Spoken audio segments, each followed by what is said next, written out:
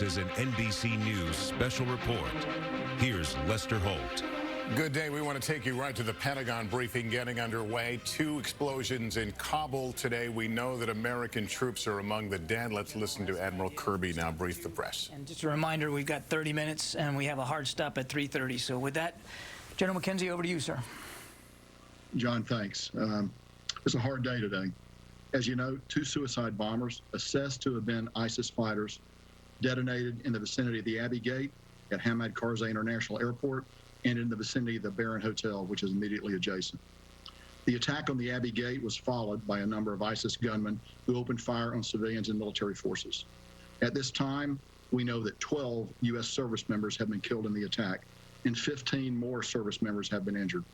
A number of Afghan civilians were also killed and injured in the attack. We are treating some of them aboard HKIA. Many other Afghan civilians have been taken out to hospitals in town. We're still working to calculate the total losses. We just don't know what that is right now.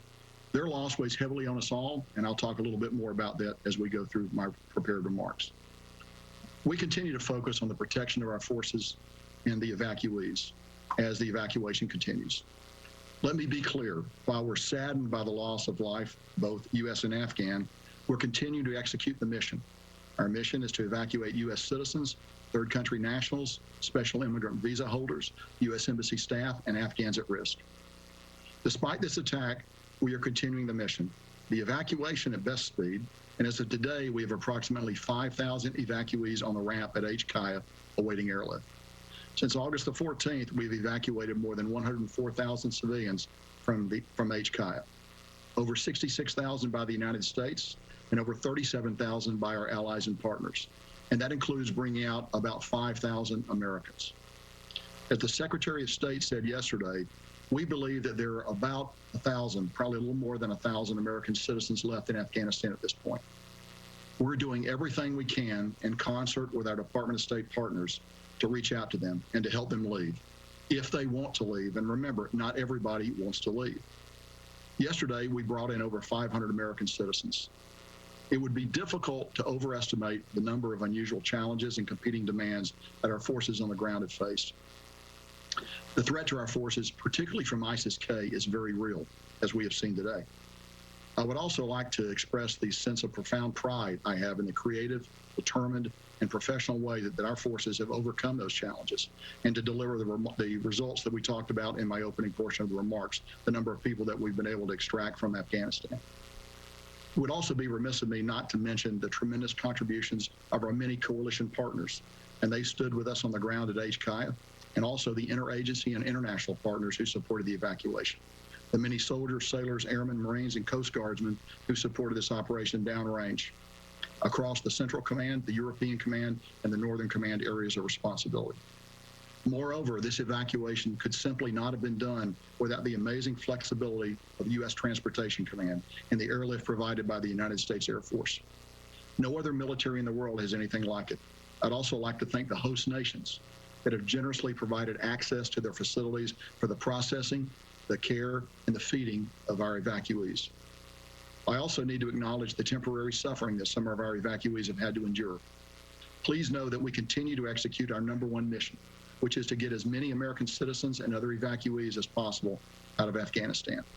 We also continue to expand the capacity at our intermediate facilities to ensure safe, sanitary, and humane conditions for our evacuees, while continuing to look for ultimate ways to expedite their processing and ultimate transfer to the United States or other destinations. I'd like to close out my remarks today by just taking a moment to describe the heroism that our Marines, soldiers, and sailors are exhibiting as they screen the people who are coming onto the airfield. This is close-up work. The breath of the person you are searching is upon you. While we have overwatch in place, we still have to touch the clothes of the person that's coming in. I think you all can appreciate the courage and the dedication that is necessary to do this job, and to do it time after time. Please remember that we have screened over 104,000 people. Finally, I'd like to offer my profound condolences to the families of our servicemen and women and Afghan civilians who lost their lives today. We have put more than 5,000 U.S. service members at risk to save as many civilians as we can.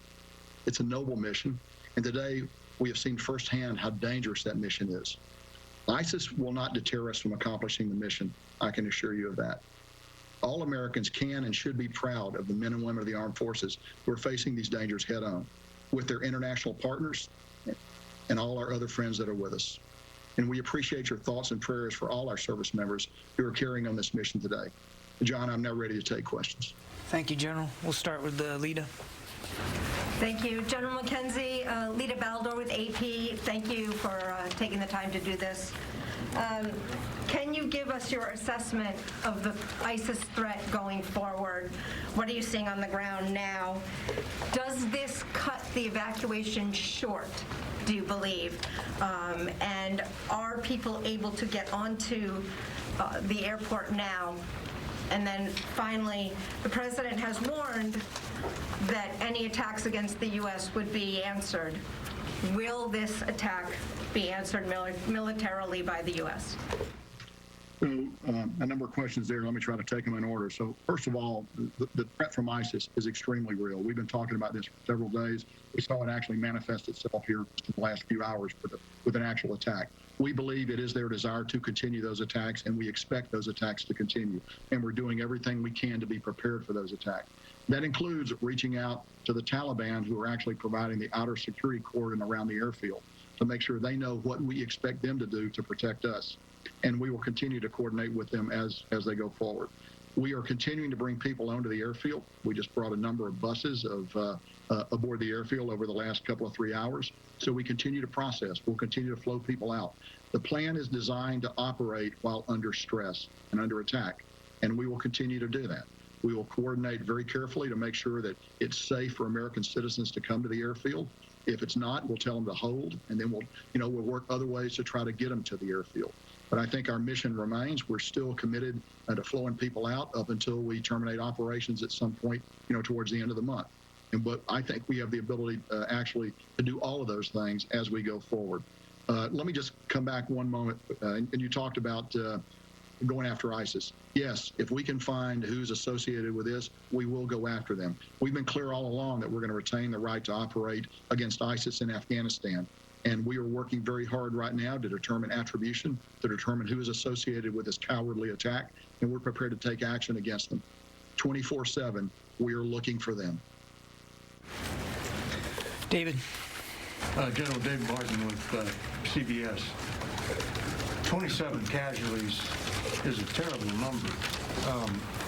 12 dead. Could you explain the circumstances of these attacks which resulted in such high casualties for the U.S.? Sure, David. So first of all, you will understand that we're still investigating the exact circumstances. But what I can tell you is this. The attack occurred at a gate. And at a gate, we have to check people before they get onto the airfield. We have to ensure they're not carrying a bomb or any other kind of weapon that could ultimately make its way onto an aircraft. So that requires physical screening. You can't do that with standoff. You ultimately have to get very close to that person. So while the airbase itself is surrounded with T-walls, we're well bunkered in. We've done a variety of things to protect ourselves. At these interface points, these gates where people actually come on the airfield, there's no substitute for a young man or woman, a young United States man or woman, standing up there conducting a search of that person before we let them on. Now, the Taliban have conducted searches before they get to that point, and sometimes those searches have been good and sometimes not. I will simply note that before this attack, we had passed 104,000 people through. So this attack is one too many, but we'll evaluate what happened. We'll find ways to always get better. But the key thing is you don't want to let somebody on an airplane carrying a bomb, because that could result in even massive loss of life if an airplane were to be destroyed. So you got to do the searches. We work with our Afghan partners on the ground, the NSU elements, to conduct those searches. But ultimately, Americans have got to be in danger to do these searches. There's really no other way to do it. And again, I cannot tell you how impressed I am with the daily heroism of the men and women that are out there doing this work. Typically soldiers, sailors, and Marines that are doing that work, and they're right up close to thousands of people that are flowing through the airfield. You've all seen the images, and to be able to get up and do it day after day, it's remarkable.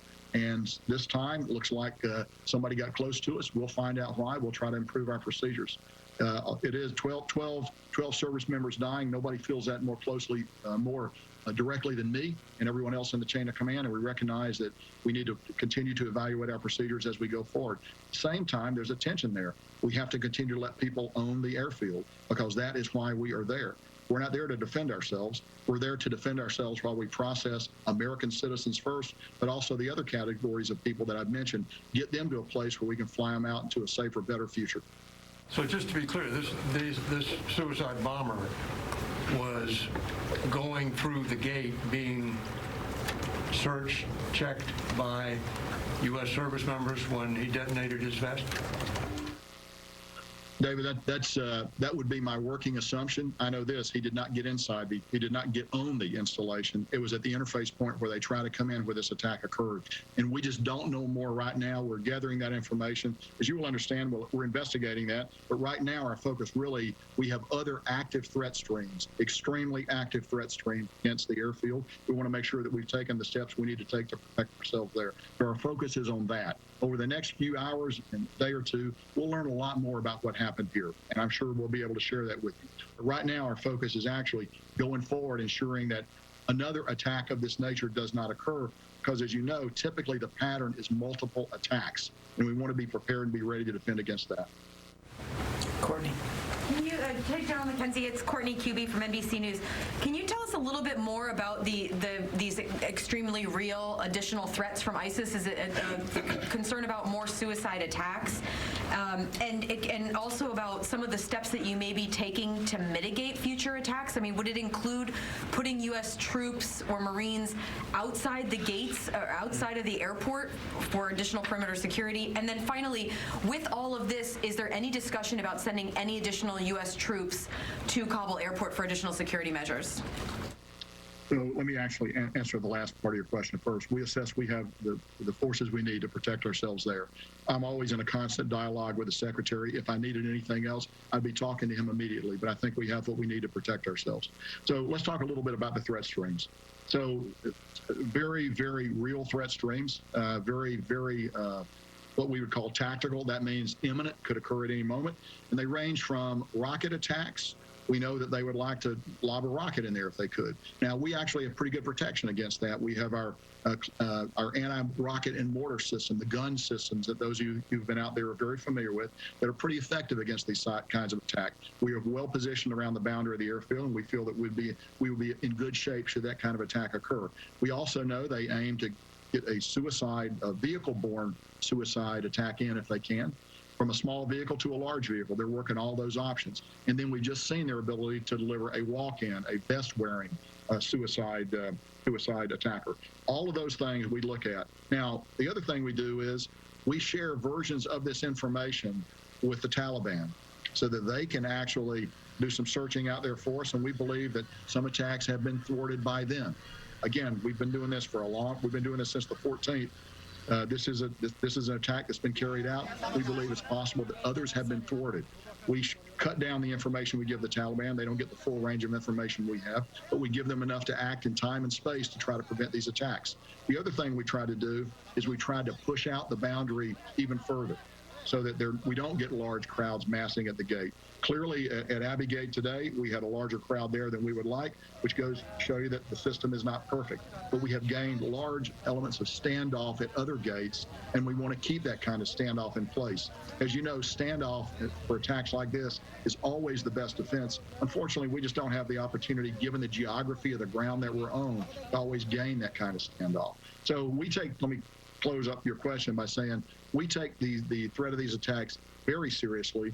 We're working them very hard. We're doing a variety of things. We got, as you know, we have AH-64 attack helicopters on the ground that we're flying to take a look. They have very good thermal and optical imaging systems. We got aircraft overhead that also have very good imaging systems. We have unmanned aircraft, MQ-9s, that have the ability to look.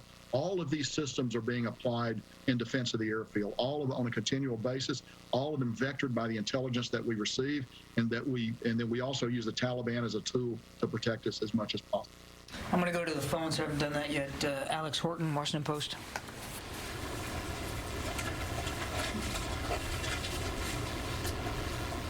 Alex, you there?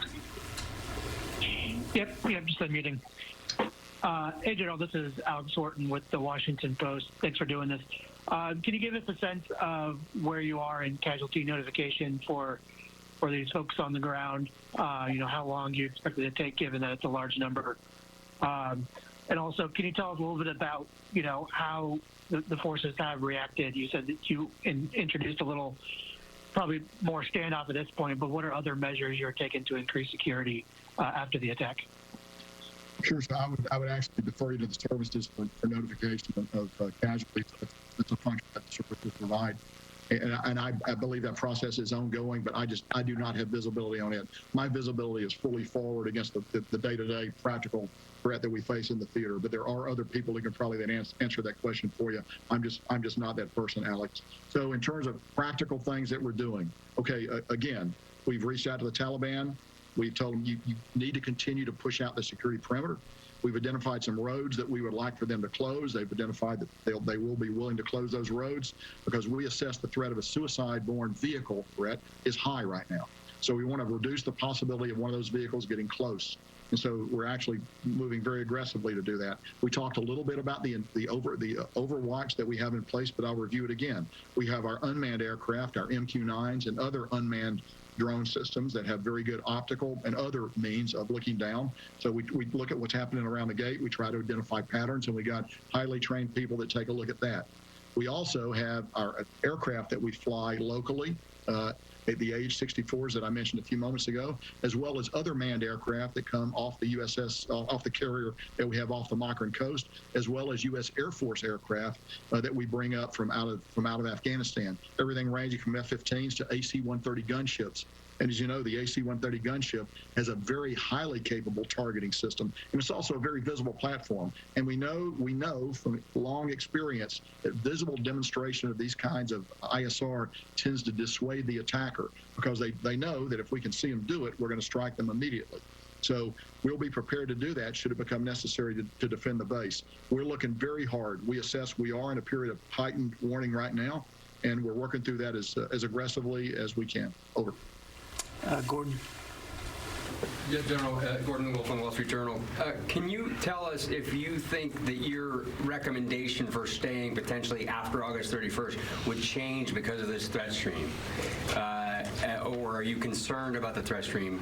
And also, the U.S. military and the Taliban have been coordinating very closely on various things.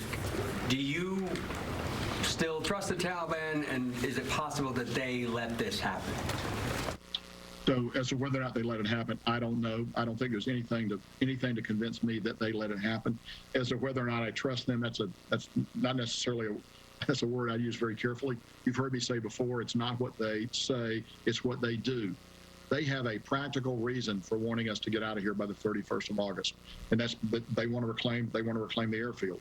We want to get out by that day too, if it's going to be possible to do so. So we share a common purpose. As long as we've kept that common purpose aligned, they've been useful to work with. They've cut some of our security concerns down, and they've been useful to work with going forward. Now, long term, I don't know what that's going to be. I will tell you this: anytime you build a non-combatant evacuation plan like this, and you bring in forces, you expect to be attacked. So we expect, we thought this would happen sooner or later. It's tragic that it happened today. It's tragic there was this much loss of life. We are prepared to continue the mission. I've had a great opportunity to have dialogue with my chain of command on it, and I'm not going to be able to share with you what my advice has been, as you know and understand, Gordon. But I think we can continue to conduct our mission even while we're receiving attacks like this. Over. Eric.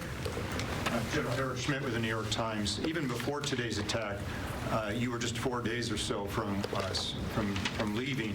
How soon will you have to start diminishing the evacuation flights, if indeed those can continue, to make space and time for the military retrograde, that is the withdrawal of the remaining troops there and their equipment?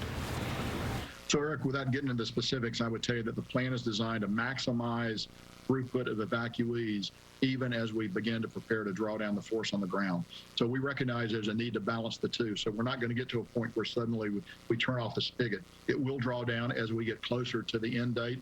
It's not useful for me to share that date with you right now when we will begin to draw down those flights, but we will do it at some point. At the same time, I want to emphasize again, the plan is designed to maximize pushing people out, even as we reconfigure the force, continue to defend ourselves, and get ready to bring out our own equipment, and ultimately our own military personnel. And General, if I could just follow up on that, will you have to also develop alternative routes beyond those that you already have to get the remaining Americans in Kabul who want to leave safely to the airport?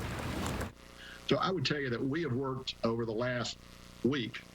We have brought in hundreds of Americans by working alternate routes to get them in, by establishing contact with them, by directing them down a steady different ways to get to the airport. Our task force, our JSOC element, does that on the ground very effectively in coordination with Admiral Vaisley, who's the overall commander there. So we continue to do that. That's not something that we're beginning now. We've done that all along, and we will continue to do that up until the last moment. Jennifer. General McKenzie. Jennifer Griffin, Fox News. Can you say, was there one or two suicide bombers at the Abbey Gate? And can you say for certain that it was a male bomber? And can you give us any more details about the second explosion that occurred at Barron Hotel? Was that a VBID? Was that a car bomb? Or was that also a suicide bomber? Finally, there are State Department employees who are side by side with U.S. Marines at that gate. Were there any other U.S. citizens killed in the attack? And why were the Marines so close together that so many were killed in one strike?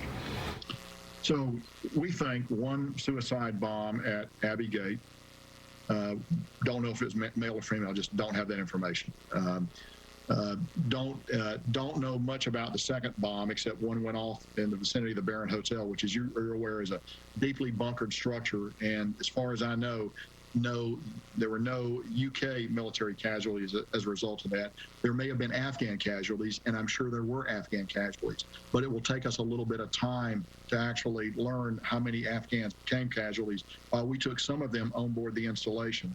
Many of them were taken to hospitals out in town. So what I see is what I get on open source reporting about the nature of those casualties. But we're trying to gather more information about it. So the last point, I would tell you, I don't know the size of the bomb, and the size of the bomb is directly related to how many people are going to be affected by the blast radius of the weapon. We're going to investigate that. As I've noted before, you're at the interface point there at these gates. Somebody's actually got to look someone else in the eyes and decide that they're ready to come in. And so we'll find out exactly what happened. Beyond that, I would not want to speculate at this time, Jennifer. Thank you. Any other American citizens from the State Department who were killed? None that I am aware of now. Okay, I need to go back to the phones.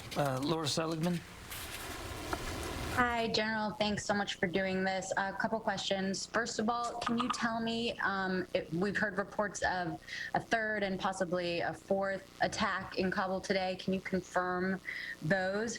And then also, can you tell us, how exactly are you still conducting these evacuation flights? Are you concerned about manpads and other threats to the aircraft? First of all, indications of other attacks in Kabul, but we have not been able to run that information down. So we see it. We get open source reporting on it, but I can't confirm that there have been other attacks in Kabul away from HKIA today. We continue to take a look at that very hard. I will tell you this: the safety of our aircraft coming in and out is of paramount importance, because obviously you have the opportunity there for 450 or more people to die if you have a significant mishap with the aircraft. We know that ISIS would like to get after those aircraft if they can. We don't believe they have a manpad capable of doing it. They have taken shots at our aircraft on occasion without effect. We think that's going to continue. And we will, but as you know, military aircraft have a variety of self-defense systems. What's more vulnerable actually are the charter aircraft and other aircraft that are coming in that do not have those systems. So with our ISR, we look very carefully at the approach pattern and the departure pattern off that runway to see to see if we see any sign of something that might pose a threat to aircraft. That's one of the things that we look at religiously throughout the day and throughout the night as we conduct operations. Because really, the aircraft, the only way we're going to get people out of there. So we are keenly sensitive threats to our aircraft. Okay, we're going to take And one then more if I could question. just and follow- if I could- I'm sorry, guys, we got to keep moving. We're going to take one more question and then give the general a chance to close out. Idris? Sure, General, I know it's still early, but at this moment in time, how do you believe the suicide bombers made it through several checkpoints, whether it was Taliban or Afghan forces, to the Marines? Do you believe it was a failure, or they were able to somehow evade them and make it to the Marines? Well, clearly, if they were able to get up to the Marines at the screening, at the entry point of the base, there's a failure somewhere. It was a failure by, the Taliban operate with varying degrees of competence. Some of those guys are very scrupulously good, some of them are not. I just don't know the answer to that question. But we will. You can be assured we're going to continue to take a look at it and try to make all our practices better as we go forward. Okay, General, sir, we're going to let the general close out. General, sir, for any closing thoughts you might have, sir. Hey, John, thanks. Again, I would just like to say today's a hard day, but the thing I come back to is the remarkable professionalism that the force on the ground is showing. As I've noted before, ultimately at these screening points in particular, you got to get very up close and personal to the people that you're bringing out. There's no way to do that safely from a distance. And we should all just bear in mind that we've been doing it for well over a week. We brought 104,000 people out. That's a tremendous number of contacts that every individual Marine, soldier, or sailor has had to have as we bring people aboard the airfield. It's a very heavy heart, that I do this conversation with you today. Nobody feels it more than me or the other members of the chain of command. We'll do everything we can to improve our practices there to make sure it's as safe as possible for our folks on the ground that are doing this dirty, dangerous work. John, thanks very much. Thank you, General. Thank you all. Appreciate it. John, will you take a couple questions? No, that's going to be the end of the meeting. The end of the news conference, the briefing at the Pentagon. We heard from General Kenneth McKenzie, a Marine general, head of USS CENTCOM, delivering some difficult news. 12 American service members among those killed in the suicide bombings in Kabul outside the airport area. 15 injured. There are an unknown of Afghan civilian casualties as well. As it was described that in addition to the bombs, what they believe were ISIS gunmen opened fire on crowds of civilians and others. And we heard in the briefing a moment ago, there's no word on any other civilian Americans being targeted, but again, a number of service members. He seemed to indicate near the end that these were U.S. Marines. I want to go to Richard Engel right now, who just left Kabul earlier today. He's in Doha right now. What details are you learning about all this? So this is a much bigger attack than we had understood earlier. Before, we thought that a suicide bomber had somehow managed to sneak into the secure area right up against the base. But now CENTCOM is describing a complex attack. 2 suicide bombers, one attacking the Abbey Gate, which is one of the 3 main gates at the Kabul airport, which is where these evacuations are taking place, and the other at the Baron Hotel, which is just a few hundred yards away, which is a staging area where Afghans are often brought. They wait there. They wait until they can get into the Abbey Gate, and there are many British soldiers operating there. A much bigger attack during the screening process as Marines are patting down Afghans. We've been on the base. We've seen this happen. Crowds form outside. They wave their paperwork. The Marines have to make a call. Are they going to let the people in or not? There was an iconic image a few days ago of a Marine reaching over and picking up a baby and bringing that baby onto the base. So the Marines have a judgment call to make. They need to let the people on or not. And the general was just describing how, in this case, they thought that the people had already been screened effectively by the Taliban, who are manning the outer corridor, and it turns out that this attacker had some sort of suicide vest and blew it up among the Marines, killing at least 12 people. Another very striking description, the detailed coordination with the Taliban. Just a few weeks ago, the United States military, CENTCOM, this same general, was bombing the Taliban. Now the U.S. is sharing limited intelligence with the Taliban, relying on them to secure the outer perimeter, saying that some Taliban are good at security, others are not so good. And today there was a breakdown in security, and they're trying to investigate. But another headline, they say that this is not going to slow down the operation, that the evacuations are continuing but they are certainly on a heightened state of alert, particularly concerned about all those aircraft coming in. Yeah, Richard, thank you very much. NBC's Courtney Kuby is talking with her sources, the Pentagon. Courtney, there were a number of headlines, and Richard just pointed out one of them, that there's actually this intelligence sharing on a limited level about threats near the airport. But also, the general almost said with certainty that there will be more attacks, that they expect more attacks. Yeah, absolutely. He said there is still this continuing very real and very serious threat from ISIS against the airport. He even detailed a couple of them. We saw these suicide attacks here today.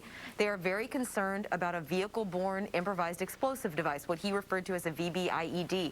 That would be someone trying to drive a vehicle with explosives on it onto the airport and onto the base.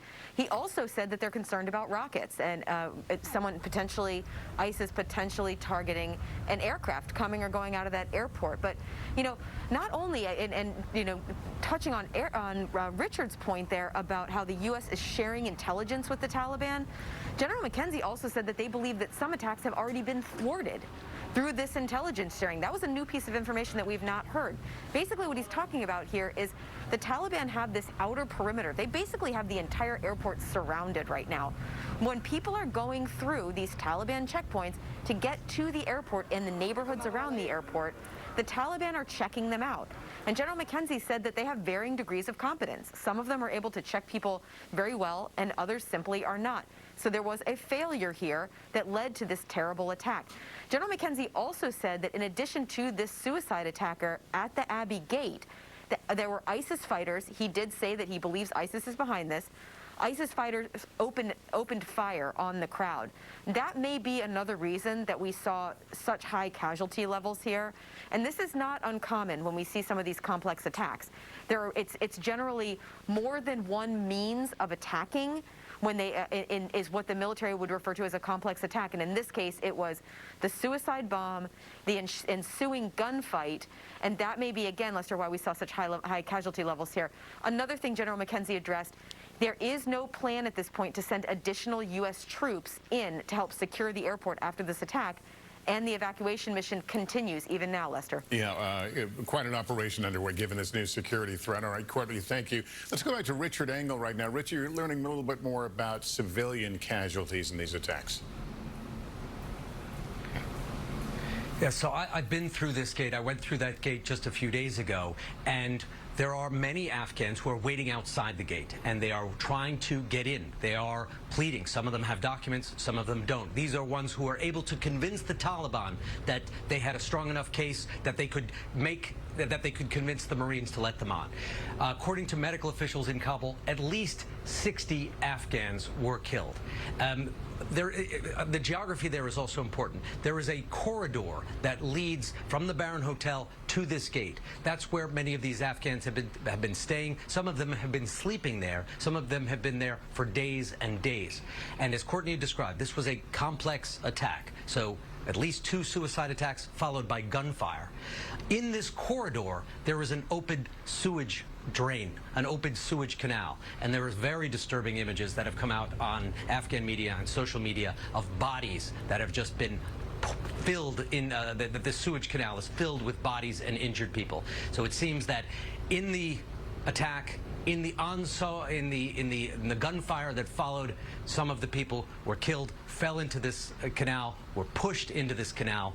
So a very, very disturbing scene, and you can only imagine that one gate, and there are only 3, is now, if not out of operation, certainly operating at a much slower pace. All right, Richard Engel, thanks. I want to bring in Admiral James Stavridis, who's NBC's Chief International Security and Diplomacy Analyst. He previously served as the NATO Supreme Allied Commander with responsibility for Afghanistan. Admiral, good to join you. I'm wondering, we heard a moment ago that the Taliban and the U.S. were sharing some information as it pertained to threats around that immediate area. Do you think this opens up the door for an accommodation, for the Taliban to accommodate the U.S. a little longer, to go past this August 31st? Might that be an offshoot of this horrible tragedy we've seen today?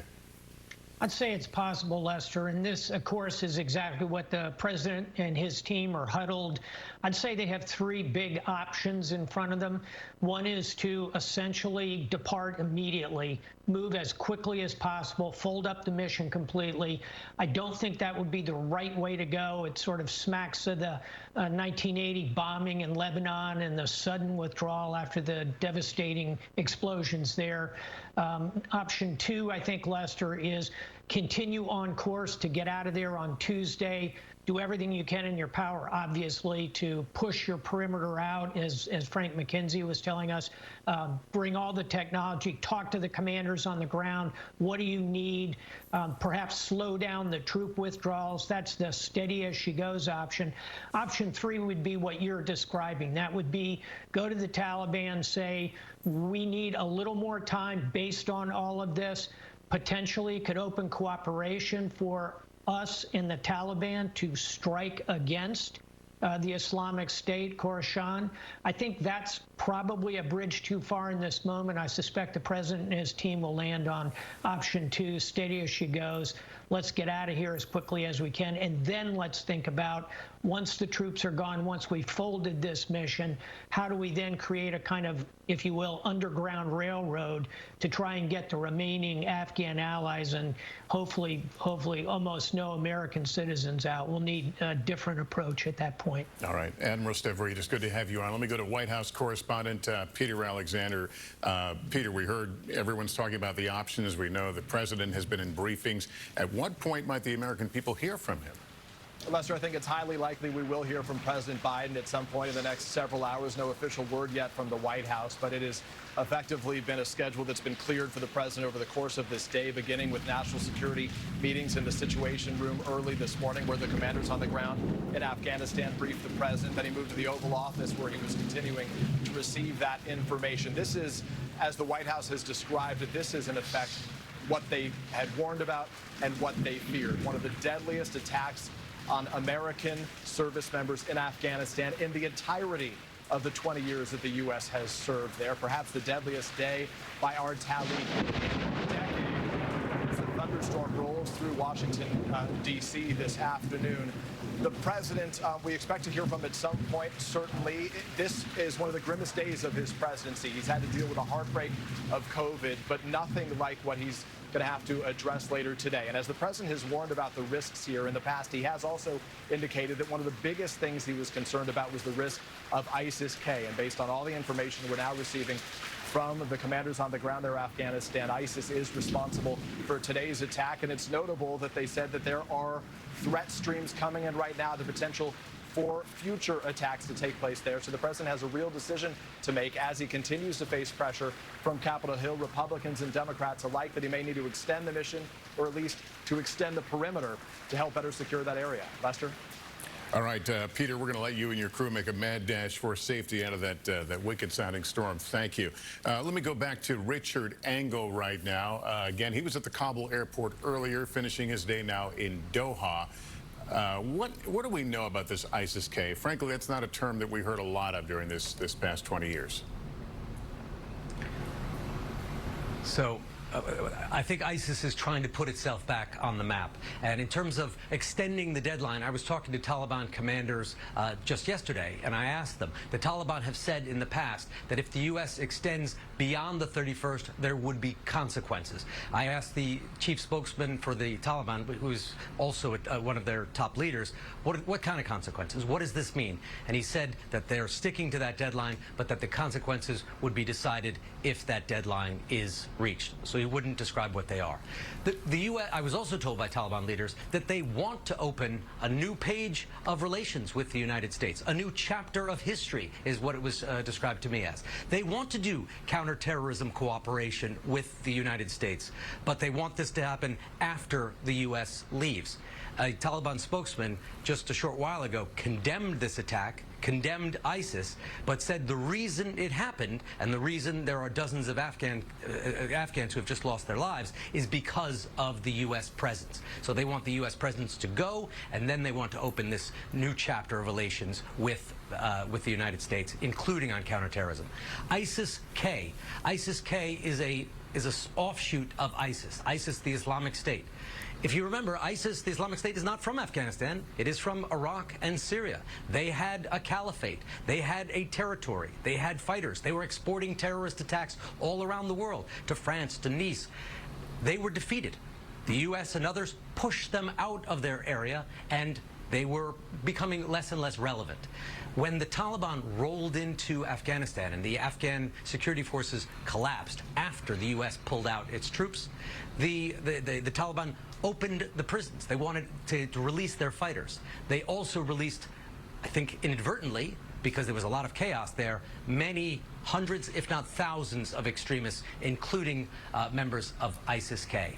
And it seems like those are the fighters who are now mobilizing to try to latch on and benefit from the attention that the Taliban has gained, that the Taliban's victory. They want to say that they too have been victorious. All right, Richard Engel in Doha, Qatar for us. Thank you very much. If you're just tuning in, we got the word in the Pentagon briefing just a short time ago that among the casualties following 2 suicide bombings outside the Kabul airport, 12 U.S. service members have been killed, 15 injured, an untold number of Afghan civilians, in addition to the bombings, what they believe were ISIS fighters firing into the crowd. A lot of moving parts here, a lot more to learn. We'll continue to monitor it as events warrant. We will come back on the air. And, of course, a complete wrap-up later when I see you on NBC Nightly News. For now, I'm Lester Holt in New York. Good day, everyone. We now join our regularly scheduled program already in progress. Oh my goodness. And so I immediately